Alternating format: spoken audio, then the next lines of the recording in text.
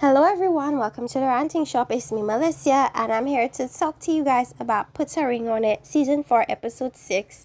And at this particular time, Dr. Stacy is still talking to Ricky and Kat basically about the fact that he said he wants space, and initially she took offense to it, but later on it seems she came around and she felt as if, you know what, I'm open to doing whatever it takes to make him feel, I guess, comfortable. But she says she still feels scared that he wants time away from her. But then that's the thing. In any healthy relationship, everybody should be able to do their own individual things. Yeah, you come together at the end of the day, but still, everybody, before coming into the relationship, and even she acknowledges this, she was independent. She had her own business. She was living her life. It seems as if ever since she kind of dropped her life to go live with him, they've been integrated ever since, and they're not even married, right? It's just that she hasn't been able to get on her feet as yet and gain independence.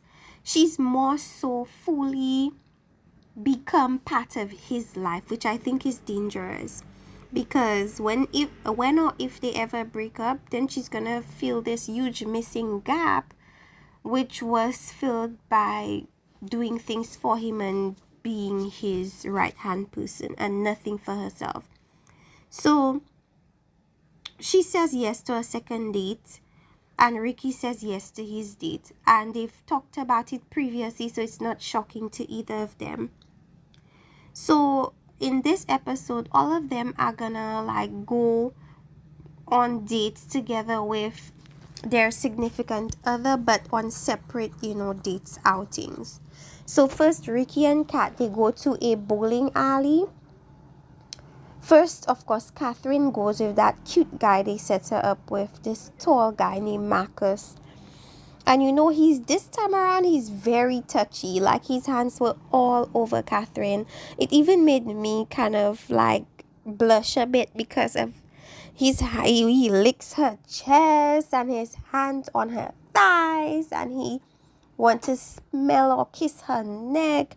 And the whole time all of this is happening, Ricky's there with his date.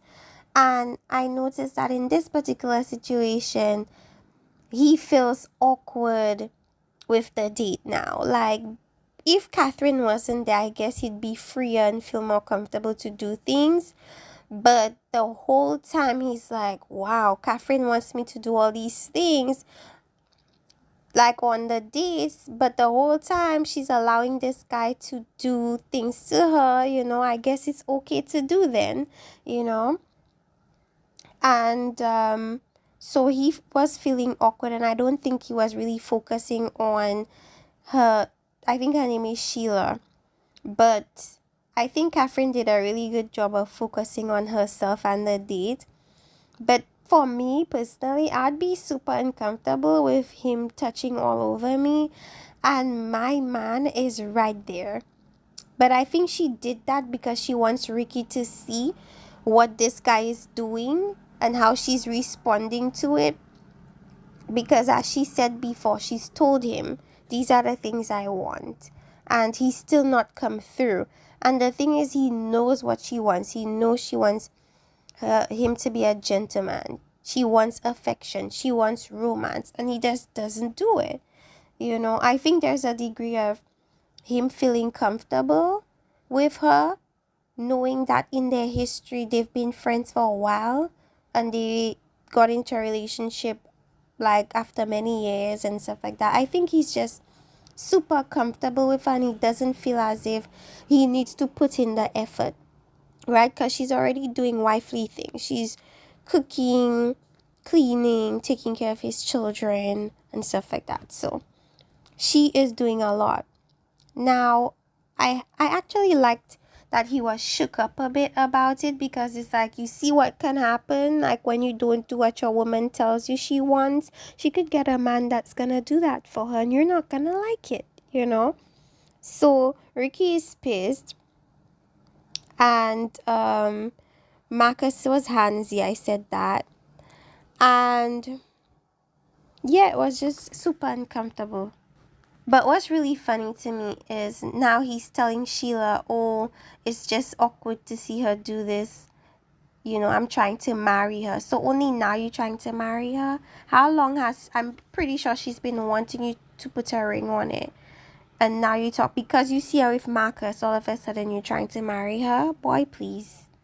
And the date is even giving him advice of what he should be doing. And she's correct from what I heard her say.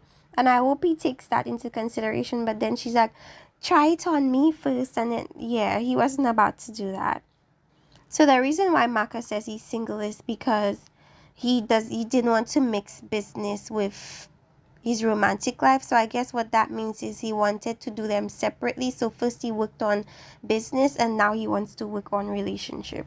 And she says she's in the same but opposite boat, in that she, to me, is focused on romantic and have kind of let the business side of things crumble a little bit.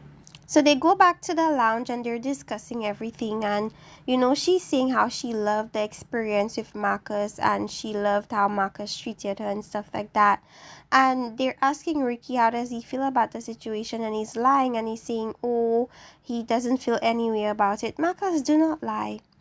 Sorry, not Marcus. Ricky, do not lie. We saw your face. We saw your expression. We know that it bothered you. Just say that. I feel like his pride is not going to let him give her that, because she knows it bothered him. I feel like she actually wants, not that she knows it bothered him, but she wants to know that things like that bother him. Because imagine you're in a relationship and your partner feels no way about you on a date with another guy. Like, I understand, like, being healthy and being understanding that, well, that's a experiment and it is what it is. But then you mean to tell me there's no jealousy? Nothing? I think he was lying, period. He just doesn't want to give her the satisfaction. Let's go over to Zay and Jasmine. So basically, Jasmine's issue is that she doesn't feel like Zay listens to her. And she's kind of flabbergasted that he doesn't listen to her, but he goes on a date with some woman and he listens to that woman. It's like, how disrespectful. Like, you barely know a woman, you're gonna listen to her, but your woman, you're not gonna listen to me. I forgot to add that what added insult to injury was that when Zay's date came in, he was like, oh, she's pretty, and Jasmine felt really disrespected by it. Now, they're going out on their dates. The date presents Jasmine with flowers, which she appreciates. She thinks he's quite attractive, but I feel like he's a little bit too young for Jasmine. And I think he's too, I don't know, like, she says he's cute and they kind of look like each other a little bit, but I just think she was gonna enjoy her date, which she did. Not one moment did I ever see her look at Zay and what Zay was doing. She was completely focused on her date, and I think that was a really good date for Jasmine. They bonded on a lot of things. You could call it trauma bonding, if you please. They bonded on the death of their parents. They bonded on the way they communicate and choose to show or tell each other certain things. They agreed on that. And, it was really good to see Jasmine actually enjoy herself on this date. But Zay, the moment Jasmine comes in, he's distracted. And the date, I think her name is Naya, she could see that. And she was like, she brought it up to him and she said it in a way where she's like, I see that you're distracted. I'm attracted to you, but you seem more focused on her. And when she calls Jasmine her, Zay takes offense and he's like, her name is Jasmine. And she's like, huh? Yeah, her name is Jasmine. And then she's like, okay, Jasmine is over there. I think it annoyed her a bit because it's like, how dare you correct me? I said her. don't let me say her name, but Zay is like, that's kind of disrespectful to call my woman her. But anyway, he wasn't that into her clearly. Um, that's it basically. Jasmine enjoyed herself and Zay didn't. The end. So let's go over to Jaysha and Joya. Now, they ended up going on a workout date, and the date comes to the house. I think her name is Brittany, and Joya is a bit irritated because she's like, ugh, I don't want to have to deal with this. I don't want to have to see my partner with another woman, especially a woman that's so handsy with him. So I mentioned that Brittany is definitely there to ruffle feathers, because the way she spoke to Joya, there was no meekness in her voice. She's like, if you're ready, I'm ready. Like, she was just confident, overly so, and just ready to take this woman's man. It's like she's up for the challenge. So at the gym, Jaysha goes first with Brittany and they're stretching, and of course he puts his hands on her to help her in a particular position, and Joya comes in with that suspect looking guy, and they seem to be having, his name is Jacoby, they seem to be having fun, except for when they're in like some stretching position, Jacoby and Joya, and then he's talking about, hey Jaysha, I understand why it's been 2 years. I get it. He was being a little bit disrespectful, talking about he feels her literally. To tell Jaysha that, like, that's crazy. Like, focus on your date. Like, that's insane. And I think this date really showed Joya that this guy is a clown. If she didn't see it before, she saw it the second time around. So they reach on the subject of being with a woman that has kids before. He says he has, and he says for him, that's not a situation that he wants to be in, because it's not the best experience. And it's basically because he's saying that essentially the woman is not gonna put him first and he wants to be put first. That's essentially what he was saying, because he's like, the child is gonna be put first, and then I will have to put her first. And so despite everything, he's gonna be second, and he just does not want that for himself. And Joya is like, does this guy know that I am, does he know I'm a single mom? And does he understand that what he's saying is like turning me off? But the thing about it is, I'd prefer, actually liked that he was honest, but because if not, she would have probably keep on going on dates with him and find out when it was too late that, you know what, he's not the best person for me. So it's better you know that on the second date than after you decide to get married to him. You know what I'm saying?